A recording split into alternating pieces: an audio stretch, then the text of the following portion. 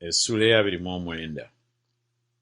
Awo Abafirisuuti ne bakuŋŋaanyiza eggye lyabwe lyonna ku Afeki. Abayisirayiri ne basiisira ku luzzi oluli mu Yezuleeri. Awo abaami b'Abafirisuuti ne bayitawo ebikumi n'ebikumi n'enkumi n'enkumi. Dawudi n'abasajja be ne bayitira wamu ne Akisi nga basemba. Awo abakulu b'Abafirisuuti ne boogera nti, Abaebbulaniya bakola ki wano?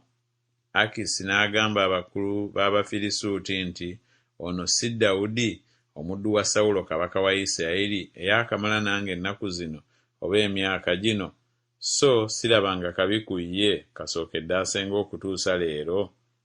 Naye abakulu b'Abafirisuuti ne bamusunguwalira.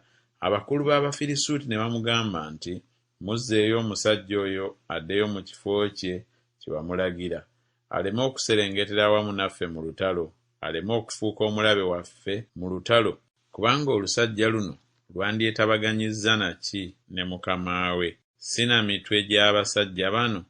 Ono si ye Dawudi bwe baayimbiraganako nga bazina, nga boogera nti Sawulo asse enkumi ze ne Dawudi obukumi bwe? Awo Akisi n'ayita Dawudi n'amugamba nti, Mukama nga bw'ali omulamu, wabanga mugolokofu n'okufuluma kwo n'okuyingira awamu nange mu ggye kulungi mu maaso gange, kubanga sirabanga kabi ku ggwe okuva ku lunaku lwe wajja gye ndi ne leero. Naye abaami tebakwagala. Kale nno ddayo ogende mirembe, oleme okunyiiza abaami b'Abafirisuuti. Dawudi n'agamba Akisi nti, naye nkoze ki oba kiki ky'olabye ku muddu wo ebiro byonna bye nnaakamala nga ndi mu maaso go okutuusa leero, ekindobera okugenda ne nnwana n'abalabe ba mukama wange kabaka? Akisi n'addamu n'agamba Dawudi nti, manyi ng'oli mulungi mu maaso gange nga malayika wa Katonda.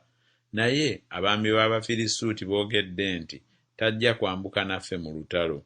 Kale nno golokoka enkya mu makya wamu n'abaddu ba mukama wo abajja naawe.